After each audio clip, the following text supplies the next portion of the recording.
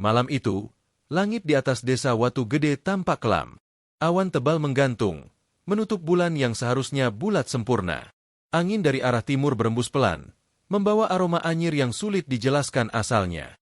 Sebagian warga desa menutup pintu rumah lebih cepat dari biasanya, sementara beberapa lainnya hanya mengintip dari celah jendela, seolah takut sesuatu akan muncul dari kegelapan.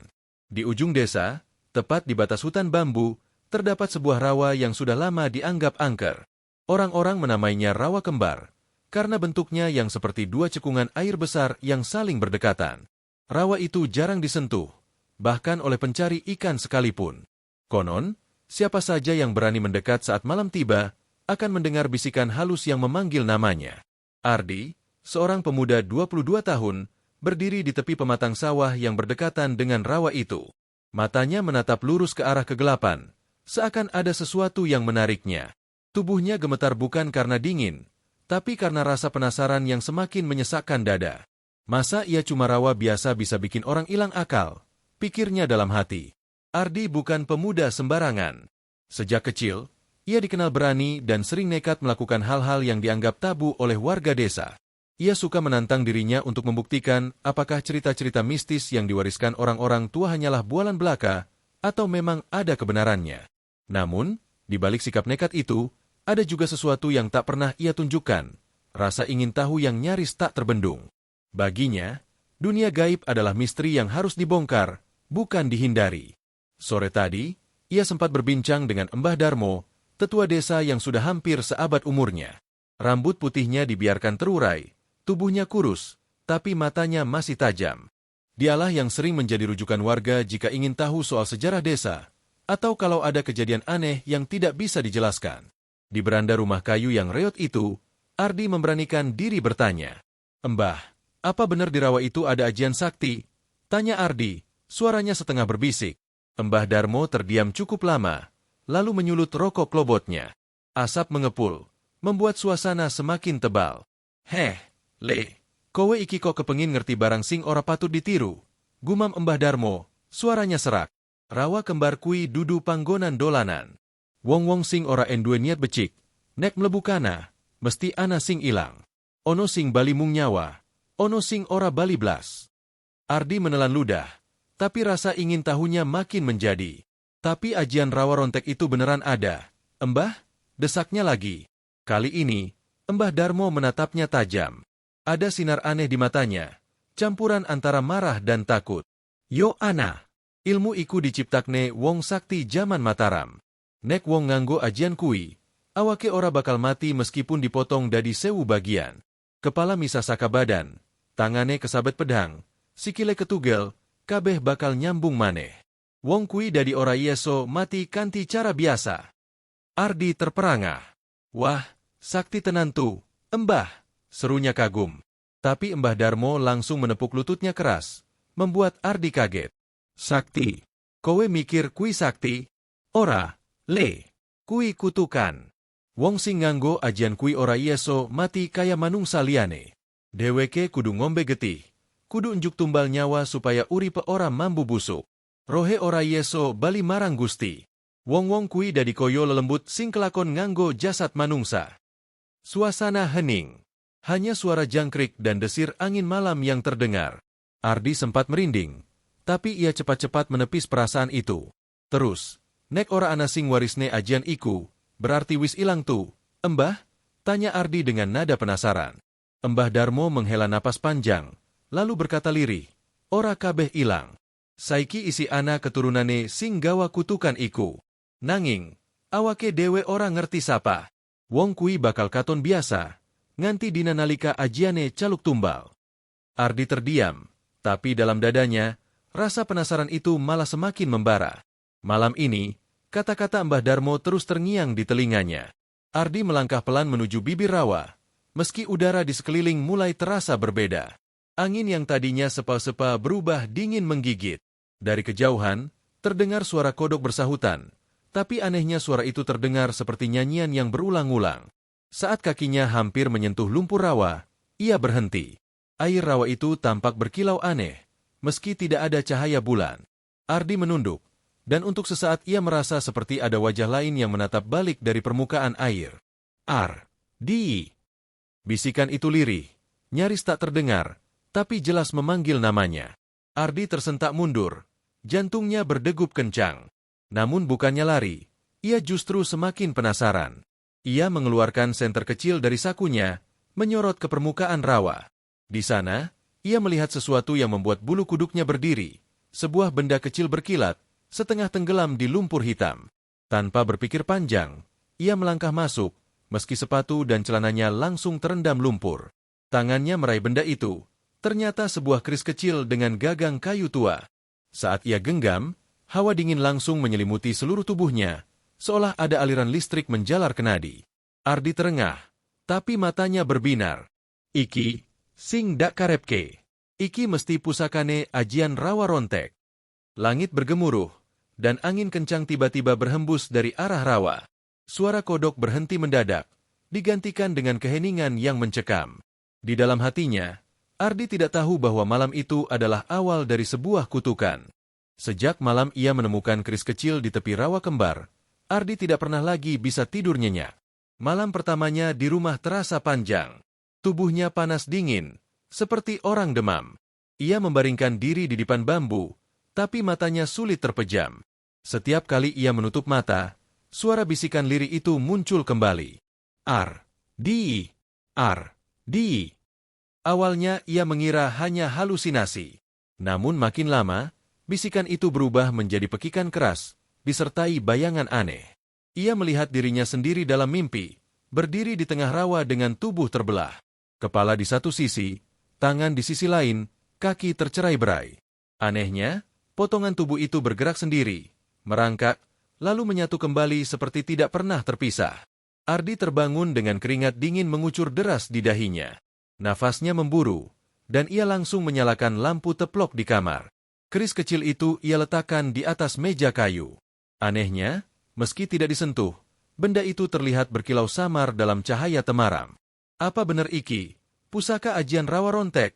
Gumamnya dengan suara gemetar. Pagi yang aneh. Keesokan harinya, Ardi bangun lebih pagi dari biasanya. Tubuhnya masih terasa lelah, tapi ada sesuatu yang berbeda. Saat ia cuci muka di sumur belakang rumah, ia melihat bayangannya di air. Mata bayangan itu tampak lebih merah, seolah bukan miliknya sendiri. Ia berkedip berkali-kali, dan pantulan itu kembali normal. Tak lama kemudian, tetangganya, Pak Seno, datang sambil membawa cangkul. Kok tangi esuk tenan? Biasane kowe angel digugah. Canda Pak Seno. Ardi tersenyum kaku. Hehe, yo, Pak. Isuk iki rasane ora iso turu. Saat mereka ngobrol sebentar, tiba-tiba cangkul Pak Seno terjatuh, ujungnya mengenai betis Ardi. Darah segar mengalir. Pak Seno panik. Waduh, nyuwun ngapura, ora sengaja iki. Ardi menunduk, melihat lukanya. Anehnya, dalam hitungan detik darah itu berhenti mengalir. Kulitnya yang robek perlahan menutup, meninggalkan bekas samar seakan hanya goresan ringan. Pak Seno melongo tak percaya. Loh, kok iso? Kui, ralogis blas, Ardi buru-buru menutup betisnya dengan celana panjang. Ora-ora, Pak. Wong mung gores tipis kok. Ia tertawa kaku, tapi dalam hatinya ketakutan. Apa yang dialaminya semalam bukan mimpi biasa. Gangguan di malam kedua. Malam berikutnya, gangguan semakin parah. Ardi bermimpi berjalan di jalan desa yang sepi. Namun setiap langkah, ia mendengar suara langkah lain mengikuti. Ketika menoleh, ia melihat sosok prajurit tua dengan wajah penuh luka. Kepalanya hampir terpisah dari tubuh, hanya digantung kulit tipis di leher. Sosok itu menatapnya tajam. Kowe sing wis nyekel pusakaku, saiki kowe dadi pewaris ajian iki. Ardi ingin lari, tapi kakinya seolah terpaku ke tanah. Prajurit itu melangkah mendekat, dan setiap langkahnya meninggalkan jejak darah di tanah. Nganti tekan waktumu, kowe kudu menehi tumbal, yen ora, awakmu dewe sing bakal rontok lan ora yeso nyawiji maneh. Ardi terbangun dengan teriakan keras. Keringatnya basah kuyup, jantungnya hampir meledak. Ia menoleh ke meja, keris itu bergetar pelan, seakan ikut hidup. Kecurigaan orang-orang desa. Sejak hari itu, perilaku Ardi mulai berubah. Ia sering melamun, matanya terlihat sayu, dan badannya kadang pucat kebiruan. Beberapa kali ia terlihat berjalan ke arah rawa kembar sendirian. Sari, teman kecil Ardi yang diam-diam menyukainya, merasa khawatir. Suatu sore ia mendekati Ardi yang duduk termenung di pinggir sawah. Kowe kok beda saiki? Koyone ora dadi awake dewe. Sakit tuh? Tanya Sari pelan. Ardi terdiam, lalu tersenyum hambar. Aku mung kesel, Sar. Ora usah kuatir. Namun Sari tidak percaya. Matanya melihat jelas, kulit tangan Ardi tampak seperti membiru, lalu perlahan kembali normal. Di sisi lain, warga desa mulai gelisah. Beberapa ekor ayam dan kambing mendadak mati dengan tubuh kering, seakan kehabisan darah. Mereka mulai berbisik-bisik, mencari siapa yang mungkin membawa sial. Mbah Darmo, yang sejak awal sudah mencium gelagat buruk, mendatangi Ardi suatu malam. Ia membawa dupa dan seikat daun sirih. Ardi, kowe njuk barang soko rawa kae? Yo? Tanyanya langsung, tanpa basa-basi. Ardi terkejut, tapi ia berusaha mengelak. Ora, Mbah. Aku mung dolan wae. Ora enjuk opo-opo. Mbah Darmo menatapnya lama, lalu menggeleng. Ojo ngapusi wong tua, Le. Aku iesong rasa. Nek pancen kowe wis kepincut karo ajian kui, lui becik saiki kowe lunga, ado saka desa iki. Ardi hanya diam, tak menjawab. Tapi jauh di lubuk hatinya, ia tahu ucapan Mbah Darmo benar. Ada sesuatu yang sudah terikat pada dirinya. Sesuatu yang tidak mudah dilepaskan. Pertanda pertama. Malam keempat, kejadian yang lebih mengerikan terjadi. Saat berjalan pulang melewati kebun bambu, Ardi tiba-tiba disergap sekumpulan pencuri yang hendak merampas uang hasil panen. Salah satu dari mereka mengayunkan parang ke arah Ardi. Ardi menjerit saat parang itu menebas lengannya. Namun bukan darah yang keluar, melainkan suara aneh seperti tulang yang patah. Lalu, lengan itu jatuh terpisah dari tubuhnya. Para pencuri menjerit kaget. Tapi keajaiban terjadi. Lengan itu bergerak sendiri, merangkak kembali, lalu menempel lagi ke tubuh Ardi. Dalam sekejap, luka itu hilang, seakan tidak pernah terjadi. Mata Ardi berubah merah menyala. Ia menatap para pencuri dengan wajah bukan lagi manusia biasa. Para pencuri lari terbirit-birit, menjerit ketakutan. Ardi berdiri kaku, tubuhnya gemetar. Ia menatap tangannya sendiri yang baru saja menyatu kembali. Astagfirullah, opo sing wis kelakon karo aku iki? Iki ajian, opo kutukan? Di kejauhan, suara rawa terdengar bergemuruh, seakan tertawa. Sejak malam insiden di kebun bambu, Ardi benar-benar tidak lagi sama. Ia masih mencoba hidup normal, membantu orang tua di sawah, ngobrol dengan teman-teman, bahkan sesekali bercanda dengan Sari. Tapi jauh di lubuk hatinya, ada sesuatu yang terus menggerogoti, rasa haus yang aneh. Bukan haus akan air atau makanan, melainkan haus akan darah. Setiap kali ia melihat ayam disembelih di pasar, tubuhnya bergetar. Bau amis darah menusuk hidungnya justru membuatnya tergoda, bukan mual. Saat ia melewati kandang kambing, jantungnya berdetak kencang, seakan ada dorongan untuk menerkam. Ardi menutup mulutnya rapat-rapat, menggigit bibir hingga berdarah sendiri, berharap itu bisa meredakan dorongan aneh itu. Tapi luka di bibirnya justru pulih dalam hitungan detik, meninggalkan rasa getir bercampur nikmat yang membuatnya semakin takut. Bisikan dari dalam. Malam itu, Ardi kembali bermimpi. Ia berdiri di tengah rawa, dengan bulan purnama besar menggantung di langit. Di hadapannya, prajurit tua berwajah rusak itu muncul lagi, kali ini lebih jelas. Wajahnya penuh luka bakar, matanya merah menyala. Kowe saiki wis dadi bagian saka aku, Ardi. Ajian iki butuh panganan, lan panganan iku yaiku getih lan nyawa. Ardi berteriak, ora, aku ora kepengin. Balekna aku dadi manungsa biasa. Prajurit itu tertawa, suaranya bergema ke seluruh rawa. Ora ieso bali, Le. Kowe wis nyekel pusaka kui. Wong sing wis kecantol rawa rontek ora bakal ual nganti nyawane dituku tumbal. Yen kowe ora menehi tumbal, awakmu dewe sing bakal rontok, dadi potongan-potongan sing ora ieso nyawiji maneh. Ardi berlutut, menutup telinganya, tapi bisikan itu semakin keras. Getih. Getih, getih. Kematian ayam-ayam desa. Keesokan harinya, desa kembali heboh. Belasan ayam milik warga ditemukan mati dengan tubuh kering, seolah habis diisap darahnya. Tidak ada jejak binatang buas, Tidak ada tanda-tanda perampokan. Hanya bulu-bulu yang berserakan dan bekas gigitan kecil di leher. "Iki mesti lelembut Sakarawa," teriak seorang warga di balai desa. "Ora mungkin wong biasa sing lakoni iki," tambah yang lain. Mbah Darmo menghela napas panjang. Ia tahu, ini bukan ulah makhluk gaib liar. Seseorang sudah terikat dengan ajian rawa rontek. Sari menghadapi Ardi. Sore itu, Sari memberanikan diri menemui Ardi di ladang. Ia sudah lama curiga sejak melihat perubahan aneh pada sahabat kecilnya itu. "Ar, kowe jujur karo aku. Ana opo sakjane? Wong-wong desa kui wis pada curiga. Aku yo wedi nek kui ana hubungane karo kowe." Ardi terdiam, menatap tanah. Matanya kosong. "Aku orang ngerti maneh, Sar. Saben wengi aku mimpi lek. Tubuhku koyok dikuasani sesuatu. Kabeh dadi aneh." Sari meraih tangannya, mencoba menenangkan. Tapi begitu kulit mereka bersentuhan, Ardi terkejut. Ia bisa mendengar detak jantung Sari begitu jelas, bisa merasakan aliran darah di nadinya.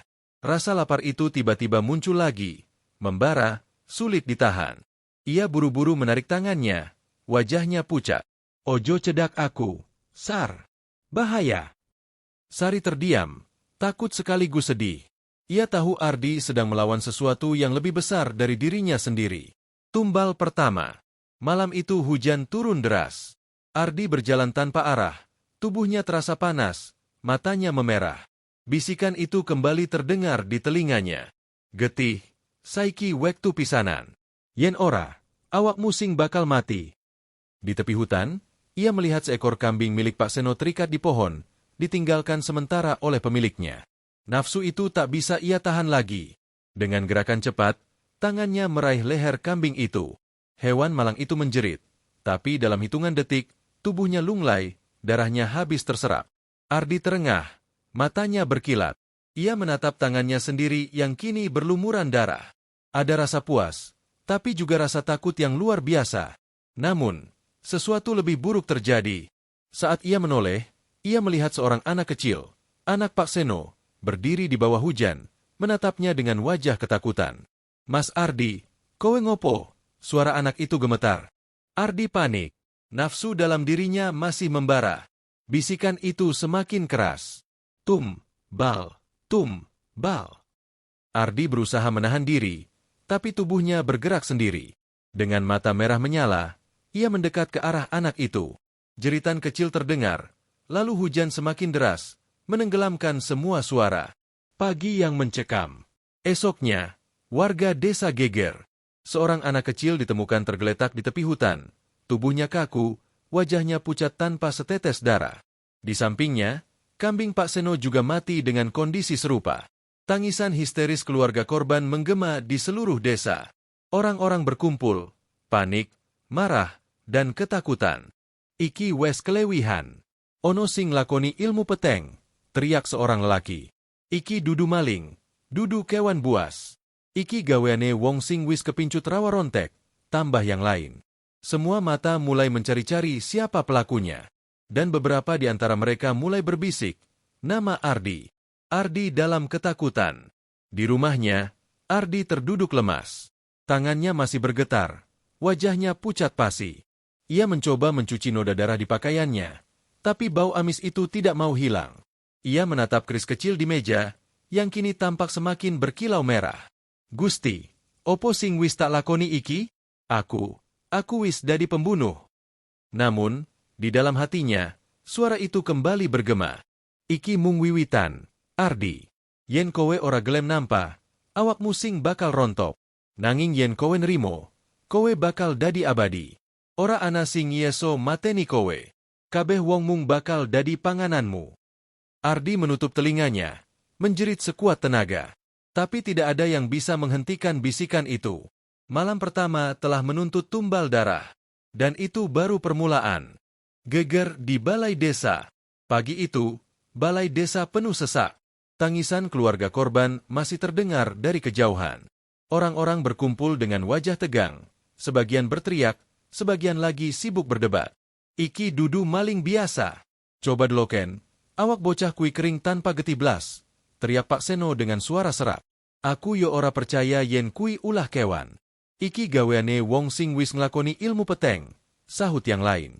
Suasana semakin panas. Sebagian warga sudah ketakutan, tapi sebagian lagi marah dan ingin mencari siapa pelakunya. Di tengah keributan itu, Mbah Darmo maju dengan tongkatnya. Suaranya bergetar, tapi tegas. Wong-wong kabeh, aku wis krungu lan ngerti tanda-tandane. Iki kutukan lawas sing wis suwe ora muncul. Iki, ajian rawa rontek.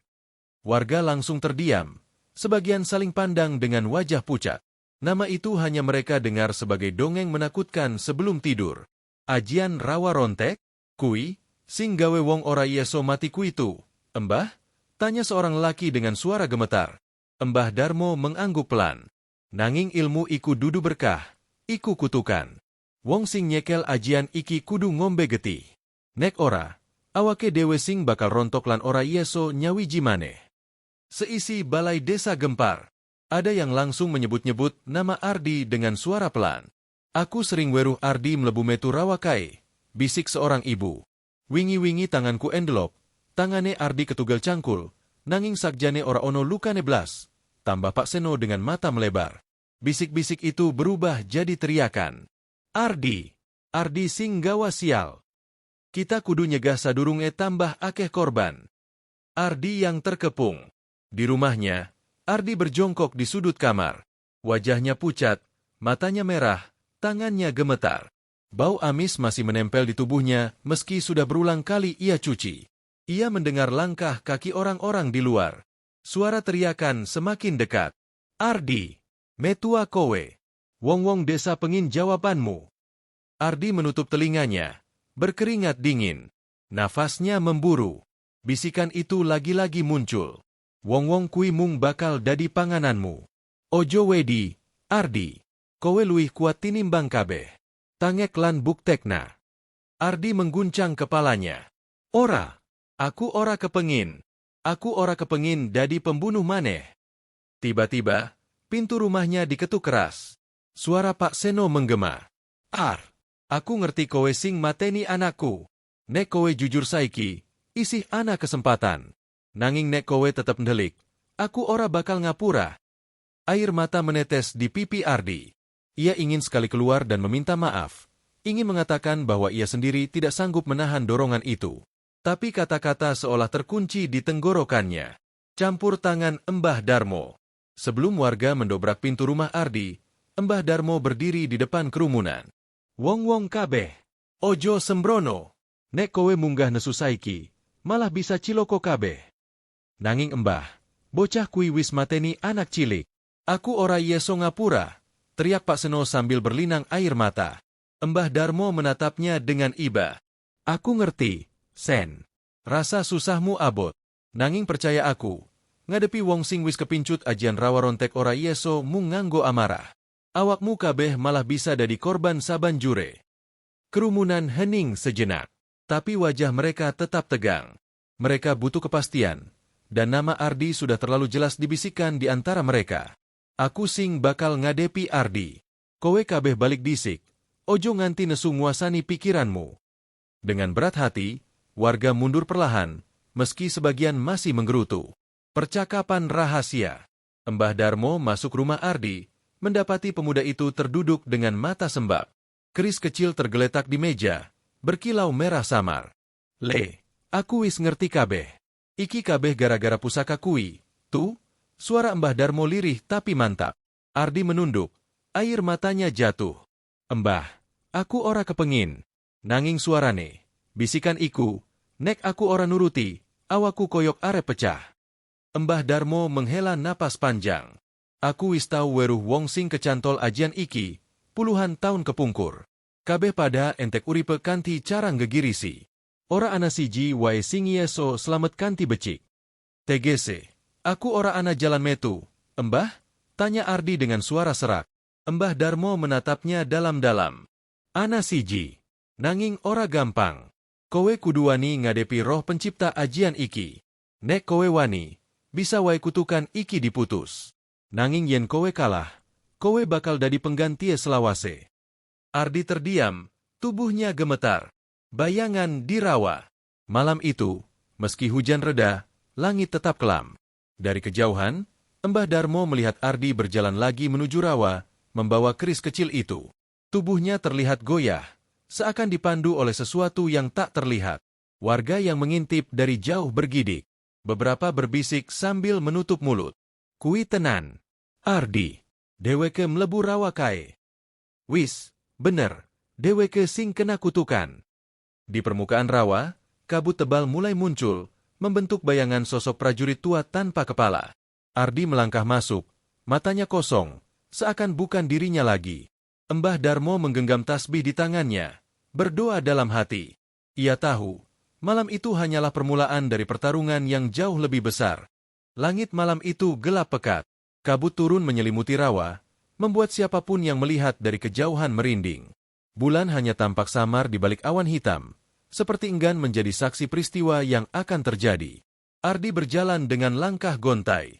Keris kecil di tangannya memancarkan sinar merah samar, seolah bernapas. Wajahnya pucat, matanya kosong, tapi tubuhnya digerakkan oleh kekuatan lain. Dari balik pepohonan, beberapa warga desa mengintip, sebagian ingin melarikan diri, tapi rasa penasaran menahan mereka. Pak Seno yang masih diliputi amarah bahkan nyaris nekat menyerbu, namun Mbah Darmo menahannya. Ojo gegabah, Sen. Saiki deweke dudu Ardi sing biyen. Iki wis dikuasani ajian. Pak Seno hanya mengepalkan tangan, air matanya jatuh lagi.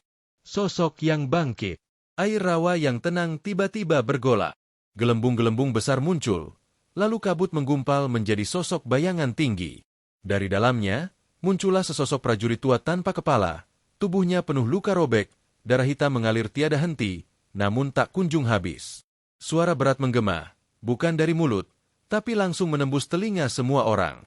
Sapa sing wani ngganggu rawa rontek? Kowe, bocah nom, sing wis nganggo pusakaku. Ardi terhuyung, lalu menatap sosok itu. Matanya berubah merah menyala. Kowe, sing wis nyekel jiwaku. Saiki aku pengin bebas. Teriak Ardi dengan suara yang bercampur dengan gema gaib. Sosok itu tertawa serak. Bebas. Ora ana sing ieso bebas. Ajian iki mung dua siji jalan. Mati dadi tumbal, utawa urip dadi abdi. Kowe wis milih dalanmu, bocah. Tanpa aba-aba, tubuh Ardi terhempas ke tengah rawa. Air menyembur tinggi. Keris di tangannya bergetar, lalu menyala makin terang. Mbah Darmo yang berdiri di tepi rawa mulai melantunkan doa dan japa mantera, berusaha memberi kekuatan pada Ardi. Ardi, elinga, kowe isi endue ati manungsa. Nek kowe gelem, isi ana dalan bali. Ardi meraung. Tubuhnya bergetar hebat, seolah ada dua kekuatan yang bertarung di dalam dirinya. Sosok prajurit tanpa kepala semakin dekat, mengayunkan tombak hitam yang terbuat dari kabut pekat. Tubuh Ardi terbelah di bahu, darah muncrat deras. Warga desa menjerit. Tapi, luka itu perlahan menutup sendiri, kulitnya menyatu kembali. Itulah kekuatan rawa rontek. Astagfirullah, pancen bener, deweke ora ieso mati. Desis salah satu warga dengan wajah pucat pasi. Pak Seno tak kuasa menahan diri lagi. Dengan sebilah parang, ia nekat maju, berlari ke arah rawa sambil berteriak. Ardi, balekna anakku, balekna nyawane. Namun sebelum ia bisa menyentuh Ardi, kabut hitam menjulur seperti tangan panjang, menjerat tubuhnya. Pak Seno terhuyung dan hampir tenggelam. Seno, ojo mlebu, teriak Mbah Darmo. Ardi melihat kejadian itu. Wajahnya berubah, matanya berair. Dalam hatinya, sisa nurani berteriak keras. Dengan tenaga yang tersisa, ia mengayunkan keris ke arah kabut yang melilit Pak Seno. Cahaya merah memotong jeratan itu, dan Pak Seno terlepas. Pak Seno terjatuh di tepi rawa, tubuhnya gemetar hebat. Untuk pertama kali, matanya bertemu dengan mata Ardi, mata yang penuh luka dan penyesalan. Sosok prajurit tanpa kepala meraung marah. Kabut semakin tebal. Air rawa bergolak seperti lautan badai. Kowe wani nglawan aku? Bocah bodoh. Nek kowe ora gelem dadi abdi, saiki kowe kudu dadi tumbal. Tombak hitam itu menghujam langsung ke dada Ardi. Tubuhnya terpental, darah menyembur. Warga menjerit histeris. Namun anehnya, Ardi justru tersenyum samar. Ia menatap Mbah Darmo. Mbah, aku ngerti saiki. Nek aku terus urip nganggo ajian iki, aku mung bakal dadi petaka kanggo kabeh wong. Iki, Dalanku. Dengan sisa tenaga, Ardi menusukkan keris ke dadanya sendiri. Cahaya merah meledak, membutakan mata semua orang. Raungan prajurit tanpa kepala mengguncang rawa. Tubuh bayangan itu perlahan terkoyak, lalu menghilang di telan kabut. Ardi terhuyung, tubuhnya roboh di permukaan rawa. Untuk pertama kalinya, darahnya tidak menutup luka. Ia benar-benar sekarat. Embah Darmo berlari mendekat, memeluk tubuh Ardi yang terkulai. Le, kowe wis wani. Kowe wis ora dadi abdi ajian kui maneh. Gusti Allah mesti ngapura kowe. Ardi tersenyum lemah. Embah, matur nuwun. Aku mung pengin wong-wong desa. Slamet. Tubuhnya perlahan tenggelam ke dalam rawa. Air menjadi tenang kembali. Kabut menghilang sedikit demi sedikit. Warga desa berdiri terdiam, sebagian menangis. Mereka sadar, meski Ardi telah menjadi penyebab malapetaka, pada akhirnya ia juga yang menebus dengan hidupnya sendiri. Embah Darmo menatap rawa dengan wajah sendu. Kutukan iki wis rampung. Nanging elinga, ojo ana sing wani ganggu rawa iki maneh. Ajian rawa rontek mung bakal nggawa cilaka kanggo sapa wae. Sejak malam itu, rawa di desa tersebut kembali sunyi. Tak ada lagi korban misterius. Namun orang-orang selalu melewati jalan itu dengan hati-hati, menunduk hormat seakan mengingat pengorbanan seorang pemuda bernama Ardi, yang terjerumus oleh godaan ajian, tapi akhirnya berani menebusnya dengan nyawa. Mitos rawa rontek tetap hidup, bukan sekadar dongeng, melainkan peringatan bahwa ilmu hitam yang menjanjikan keabadian selalu menuntut harga yang lebih mahal daripada kehidupan itu sendiri.